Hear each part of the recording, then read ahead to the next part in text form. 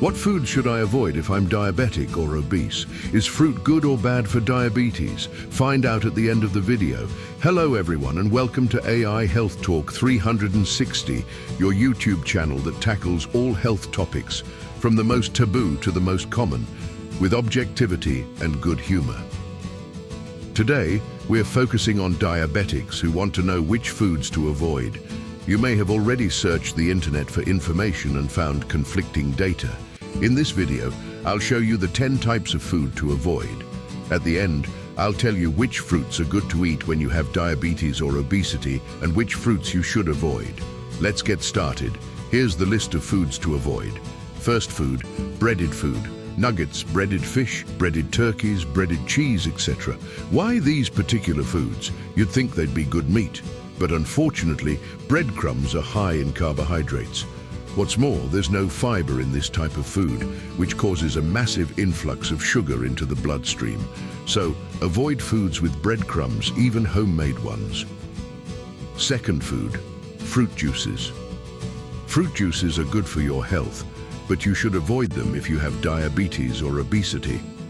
Avoid them, even if they are 100% natural. Why should you?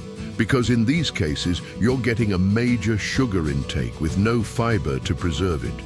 It's very different, for example, from eating an orange or drinking its juice. By the way, are oranges good or bad? The answer is at the end of the video. I'll also give you a list of fruits that are safe for diabetics to eat. Third type of food to avoid. I won't dwell too much on this point, as I hope everyone knows that eating a cookie is less healthy than eating a cucumber. So avoid cookies, pastries, potato chips, etc. I hope everyone knows that it's better to eat fruit at the end of a meal than desserts or cakes.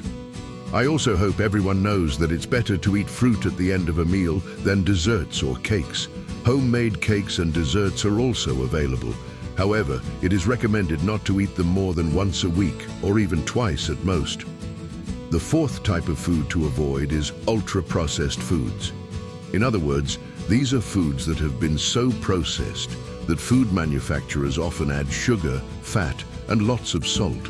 In short, anything ultra-processed. In other words, if you suffer from diabetes or obesity, it's almost compulsory to learn to cook for yourself and to avoid industrially prepared foods such as frozen pizzas or ready-made meals as much as possible. A homemade moussaka, for example, contains much less sugar than a frozen moussaka that simply has to be reheated, even if this may seem easier. So avoid ultra-processed foods. Fifth type of food to avoid, alcohol. Cocktails, for example, are veritable sugar bombs.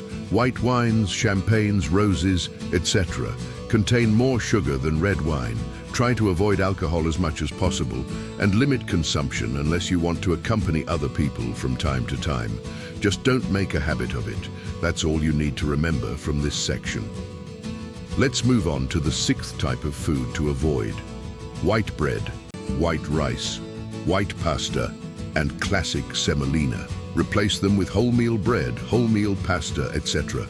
These are small habits to adopt, simply because they allow sugar to be absorbed more slowly.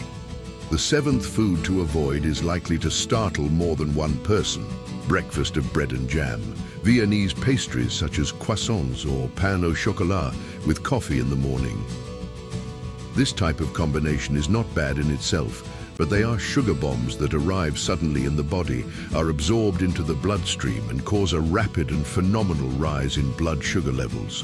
So replace them with wholemeal bread and avoid breakfast cereals, which are often highly industrialized, processed and loaded with sugar. The eighth type of food to avoid is perhaps the one that will surprise you the most: potato puree.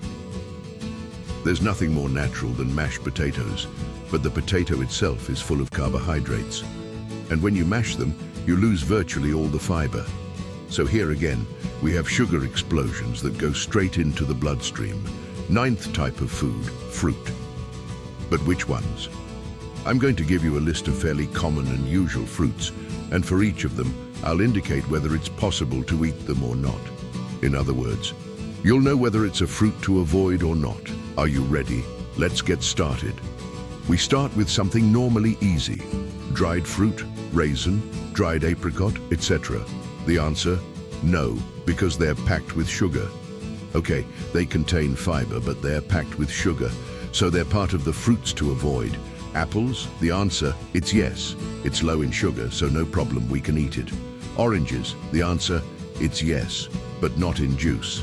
If you want to know why, listen carefully to what I said at the beginning of the video. Cherries? The answer? It's not.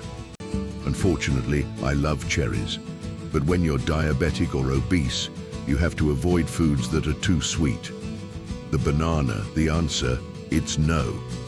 You've noticed that some athletes eat bananas during exercise, precisely because they provide a significant amount of sugar.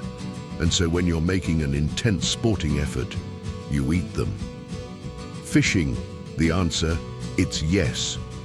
You can, because even though there's a sugar content, it's very high in fiber. However, peaches in juice are not. Strawberry frambury is yes. The mango, too rich in sugar. So it's not pasque we avoid. The pear, yes, like the apple.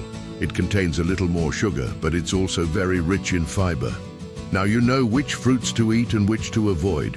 Don't hesitate to let us know in the comments which ones you already know and which ones you'd like to add to this list. The 10th tip I have for you is not related to any particular food, but to the way you eat it.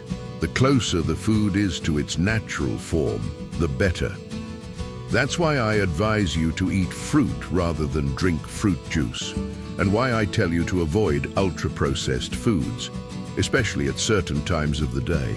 For example, if you eat a homemade cake, a food considered to be avoided, and you eat it on an empty stomach, unfortunately, the sugar it contains will be absorbed intensely and rapidly by the body. On the other hand, if you eat it at the end of a meal, it's better. My advice to you, if you want to eat desserts, if you want to indulge, is to do it at the end of a meal. You'll say to me, yes, but I'd like to eat such and such a dessert or such and such a fruit. Eat it. It's best to eat it after a meal for two reasons. Firstly, you'll be less hungry and may feel more like eating the dessert, thus avoiding the sugar load. Secondly, as the stomach is already full, the sugar will enter the bloodstream slowly. It will therefore enter the bloodstream slowly, causing a slow rise in insulin and having fewer consequences than if you were to eat it outside of meals. I hope you've enjoyed this video and learned a few things. Don't forget to tell me what you think in the comments. Do you have any other tips? Do you know everything I've told you?